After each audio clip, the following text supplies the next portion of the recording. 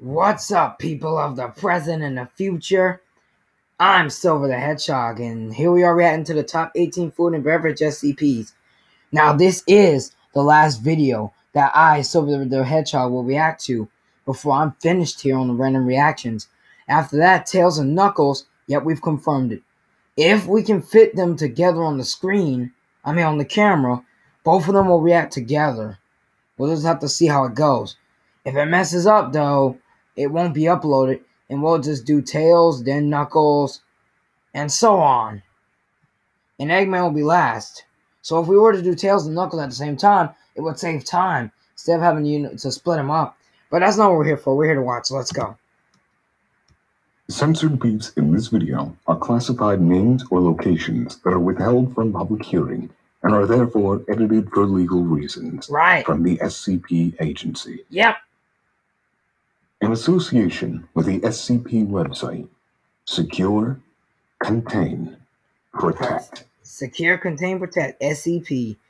This video contains disturbing and violent content. Viewer discretion advised. They're also called secret containment procedures. That's what they're also known by. Secure, Contain, Protect, or... The SCP Foundation is a secret organization of scientists who are devoted to collecting and containing all the supernatural objects and creatures in the world for the sake of protecting the rest of mankind from them. Great. SCP stands for Special Containment Procedures and their unofficial motto, Secure, Contain, Protect. Items contained by SCP are classified as one of the following. What? They're either safe, which are items that can be reliably and safely contained and can be handled safely in the proper procedure conditions. Right, of course. Euclid, which means they're unpredictable and harder to contain than the safe objects. And Keter. These objects require extensive and precise containment procedures, and most Keter objects pose an enormous threat to humanity. Right.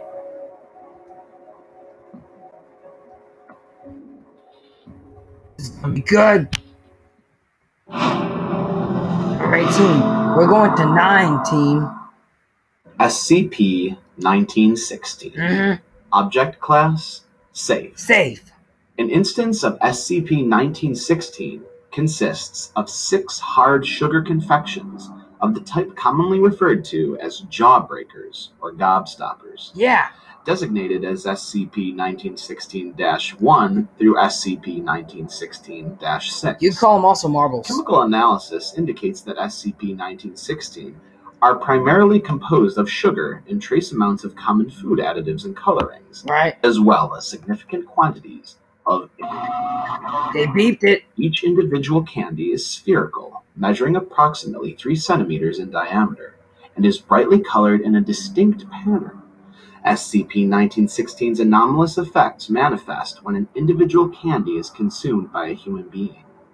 Within 10 to 20 minutes of consumption, the individual's weight will increase or decrease by a fixed percentage based on which candy the subject has consumed. They look like marbles. No physical change in the subject's size or mass has been observed in conjunction with this effect. Don't they? The subject will function as though the gravitational field of their current environment has been significantly altered. Bruh. Subjects testing SCP-1916 have in certain instances demonstrated an ability to jump or carry well in excess of normal human ability. Amazing. And in several instances have proven able to escape Earth's gravitational field entirely as a result of their own physical ability. Unbelievable. This effect lasts for approximately 90 minutes before gradually dissipating, and test subjects who survive the effects of SCP-1916 show no indications of any form of long-term illness. Right. At present, the Foundation is in possession of 738 unique instances of SCP-1916, each identical in packaging and composition. Each instance of SCP-1916 is individually wrapped and contained in a cardboard box, with the individual candies held in a plastic tray within the box.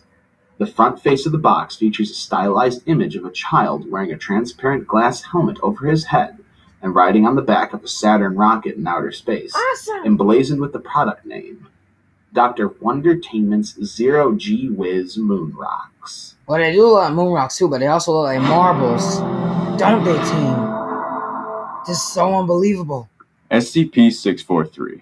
Object Class Safe. Safe, cool. SCP-643 is a collection of 79 chocolate candies. Individual instances of SCP-643 do not appear to have notable aesthetic differences from normal chocolates, and on average weigh between 100 and 160 grams. Right. Instances of SCP-643 have a much lower melting point than ordinary chocolates, and have been observed to melt at temperatures as low as 15 degrees Celsius. What? If any portion of SCP-643 moves into a liquid state, its anomalous properties will manifest. While it's in a liquid state, SCP-643 will become highly mobile and will start to move to the nearest edible substance. When a suitable substance is found, SCP-643 will cover as much of its mass as possible.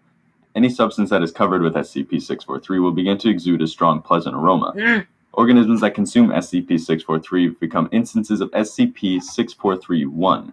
Instances of SCP-643-1 will possess the same desirability as any edible substance coded in SCP-643. However, note that instances of SCP-643-1 are not covered by SCP-643, which is digested normally. Any organism that views an instance of SCP-643-1 will attempt to consume it regardless of any previous relation. Organisms who consume portions of SCP-643-1 instance will describe the experience as highly pleasurable. SCP-643 was recovered from a freezer located inside a bakery in Jacksonville, Florida, where police had arrested 3 employees for cannibalizing their coworkers and several of the bakery's patrons. Agents embedded in a local police department noted that SCP-643 had caused the incidents and recovered 79 instances of SCP-643 from the bakery. Witnesses were administered Class C amnetics, and SCP-643 was classified as safe in 1978.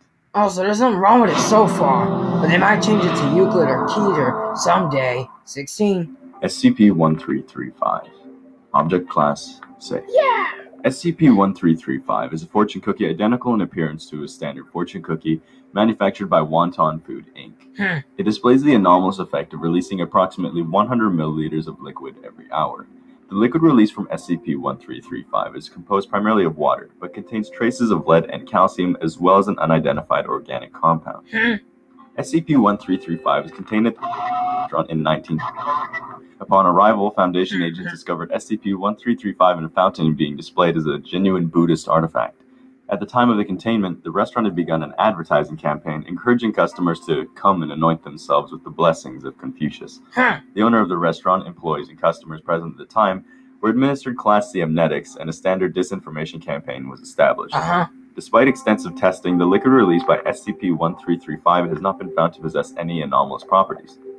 SCP-1335 contains a strip of paper within its shell. Of course. Efforts to remove this object without damaging SCP-1335 are ongoing. SCP-1335 is contained in a standard safe class containment unit at site. The containment unit is fitted with a drainage system, and the collected liquid is disposed as Level 1 anomalous waste.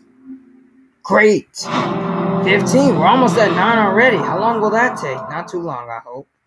SCP-156. Object Class Euclid. Euclid! SCP-156 is a group of exactly 181 pomegranate arrows. The number of instances of SCP-156 is constant. When one is ingested or destroyed, it's replaced instantaneously with a new one among the largest group of contiguous instances.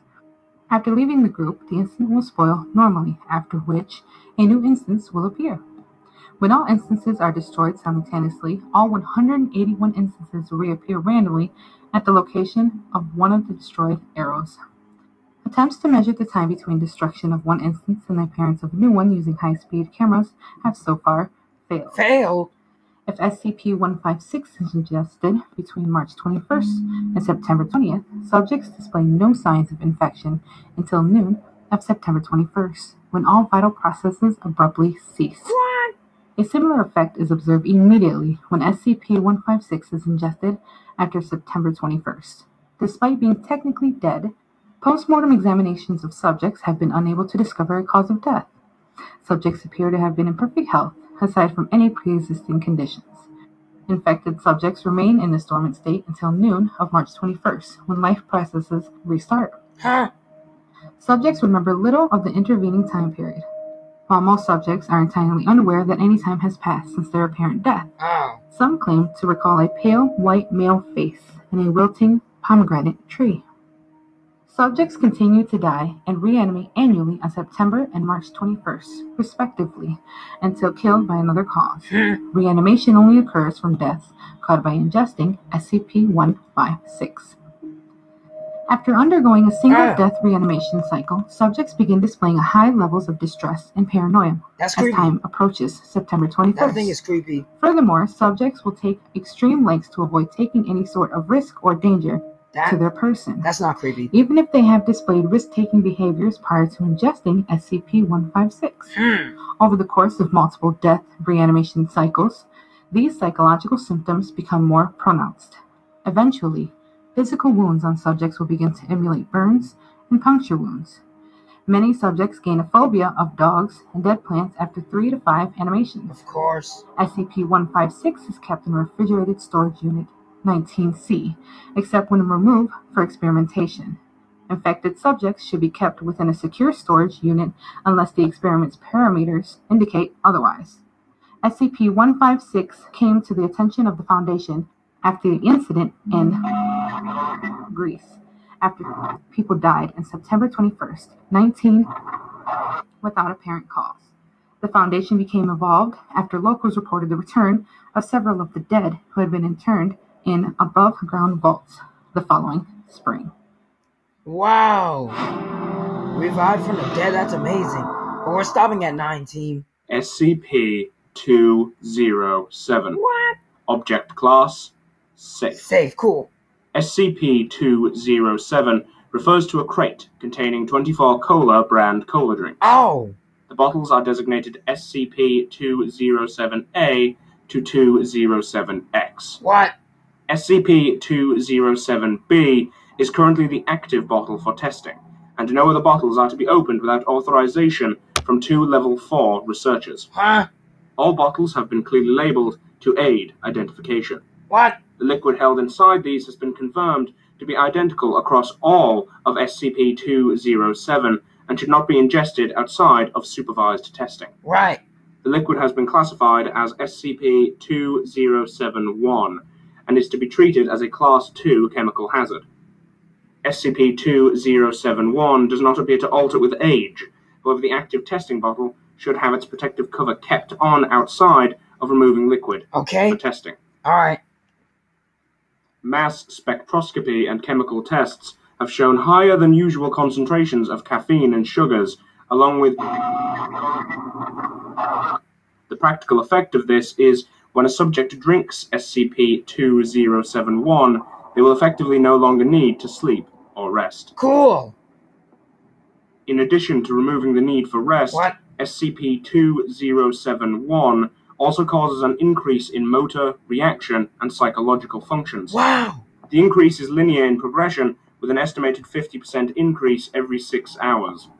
The practical application of ingestion is that the subject is able to think, react, and move faster than others who have not ingested SCP-2071. Awesome!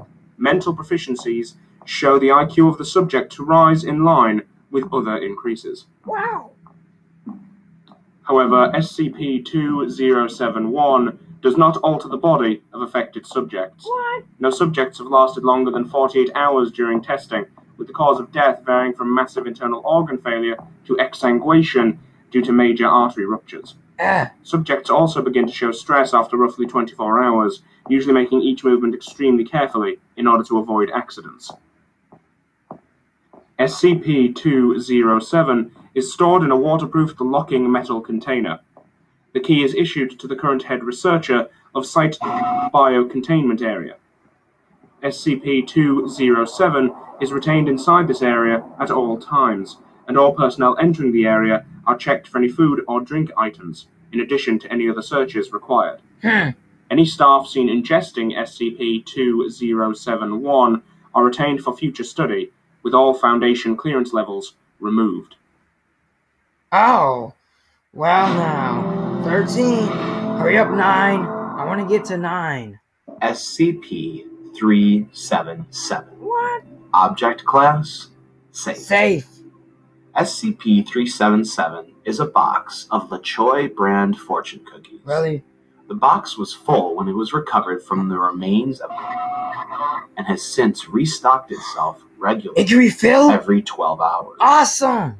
The cookies within the box are individually wrapped and are, according to all tests, completely ordinary. Wow!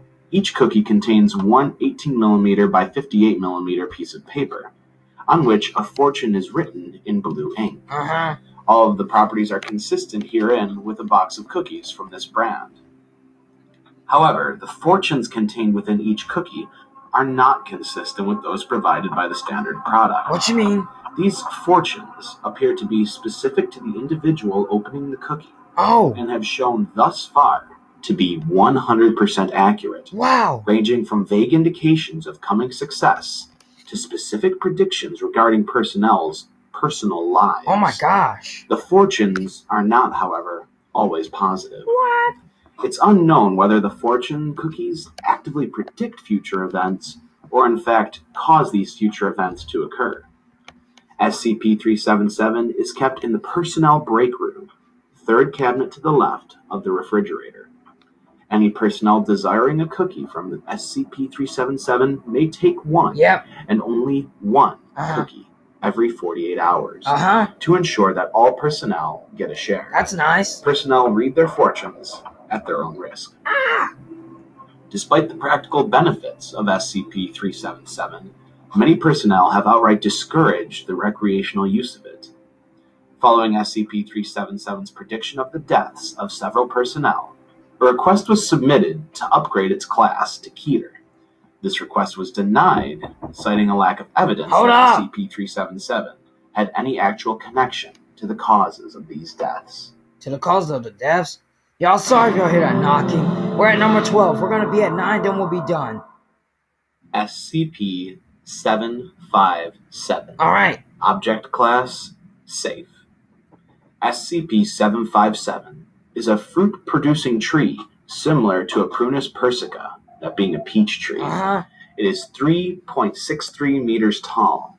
The texture and properties of its wood are identical to a Malus domesticus, that being an apple tree. Oh, an apple tree, cool. It's easily broken, damaged, and burnt, and its leaves are identical to those of the ordinary Prunus persica. Peach tree. Every dawn, SCP-757 produces new fruits, which are collectively designated as SCP-757-1. Growth takes 5 minutes on average, although the size of the fruit is directly proportional to the growth time. Instances of SCP-757-1 remain in place for the duration of the day, and at dusk fall to the ground and rot away rapidly. Ew. The amount of time an instance of SCP-757-1 takes to rot is directly proportional to its size. Human beings viewing SCP-757-1 while it remains attached to SCP-757 display a minor compulsion to consume it. Instances of SCP-757-1 are universally reported to be extremely sweet and delicious. If a subject consumes any part of an instance of SCP-757-1, a new organ will form in the anterior of the subject's abdomen. Ew. The process is reported to be very painful. Ow. Over the course of a week, a new fruit of the type consumed by the subject begins to form inside of this organ, causing further pain and visible swelling. When the food is ripe, it's forced up a tube leading to the esophagus and ejected from the mouth, distorting the subject's tissue in order to pass. It almost always causes permanent damage in this passage, despite the fruit itself being distorted to some degree in the course of the ejection. The object regurgitated is always an ordinary, perfectly formed specimen of the fruit type initially consumed. SCP-757 has been observed to produce the following types of fruit in decreasing order of frequency: peaches, plums, apples, pears, watermelons, bananas, pineapples, strawberries, blueberries, raspberries, blackberries, kumquats, kiwi fruit, lemons, and in one case, pumpkin. Wow! There is presently no cure for SCP-757's effects. What? If the new organ is surgically removed before fruit regurgitation, It regrows at an identical rate to that of the first growth. Testing to determine a physical, chemical, genetic, or foreign cause of the effects is pending. SCP-757 has been transplanted to a garden plot at Biosite 103, which is to be under constant surveillance. Access to SCP-757 requires authorization from a researcher with Level 3 clearance. The plot is cleaned of all rotten instances of SCP-757-1 twice a month, and they are incinerated on site. SCP-757 was discovered after several reports of people regurgitating fruit appeared in a local newspaper. It was eventually discovered in the backyard of an abandoned house, and a large amount of rotten fruit was found at its base, along with several malnourished corpses. Ew. 11. Man. SCP-2941, Object Class, Euclid. SCP-2941 is the collective designation for an anomalous population of fruits and vegetables. SCP-2941 only superficially resembles their non-anomalous counterparts and differ from non-anomalous fruits and vegetables in both behavior and growth patterns. SCP-2941 instances possess limited sensory awareness, are capable of locomotion, and furthermore, some have shown the ability to speak, though how SCP-2941 instances manage to vocalize is currently unknown. Under optimal containment conditions, the physical size of each instance of SCP-2941 conforms to the average size of comparable specimens in its particular species. However, rapid growth will occur when any instance of SCP-2941 is presented with verbal or physical affection, as well as any other kind of positive reinforcement. Instances will also exhibit this property when engaging in pleasurable activities. No upper bound of SCP-2941's enlargement has been shown through on-site testing and by Foundation computer modeling. Proper demoralization must be maintained on a regular basis, as any instance left alone for a period of between 3 to 5 hours will be growing at a noticeable rate. Foundation researchers have hypothesized that each instance of SCP-2941 has an innate, highly positive self-image that must be countered at all times. A few examples of the currently contained SCP-2941 are as follows. SCP-2941-1 is a red apple that pleasured itself by rolling around in a circular path with its containment cell until researchers were able to convince SCP-2941-1 that any movement at all will awaken a massive parasitic worm living inside of it. Which would eat him and kill him. SCP-2941-3 is a melon, and is very quickly to notice nearby individuals and will repeatedly vocalize questions regarding the quality of its roundness. To minimize misunderstanding on SCP-2941-3's part, researchers must be sure to always respond to each query with the statement, "You are a hideous cube." SCP-2941-11 is an eggplant. As long as SCP-2941-11 has been under the Foundation's care, it has repeatedly vocalized only one sentence with variation. Hoo boo, I love you. -11's morale has, through much experimentation, shown to decrease the most when addressed with the carefully enunciated response, "You should be hurled into the trash." SCP-2941 entities appear as a fennel, banana, green pepper, Persian lime, turnip, mushrooms, peach, and cantaloupe. All them foods? All known instances of SCP-2941 are kept within separate and fully isolated biocontainment chambers within Site-103. Instances are provided with 4 to 6 hours of direct light from an overhead fluorescent. Each instance of SCP-2941 are checked at least 4 times a day to confirm that specimen morale levels fall within mandated guidelines. Any measurements of specimen morale levels falling above standard containment parameters are reported immediately to the current project head. That music in the background sounds like Fire Rainbow from the Weather Phenomenon. Doesn't it ring a bell to y'all? Number 10. SCP-971, Object Class Safe. Better not be long.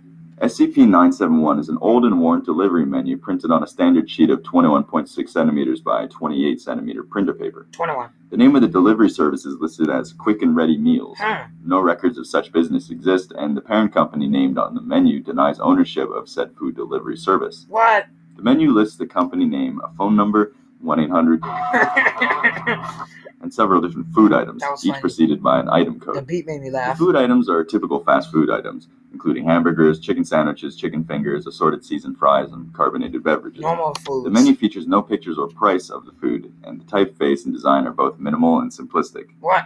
When holding SCP-971 and calling the phone number listed, the caller will be sent to an automated menu system. The automated menu will prompt the caller to input the item codes for the food they desire, and then for their credit card number to pay for the order. Once the item codes and credit card number are input, the automated system will tell the caller the total price, thank them, and then disconnect the call. The caller's credit card will be immediately charged for the total price of the order, plus the local tax rate for prepared food.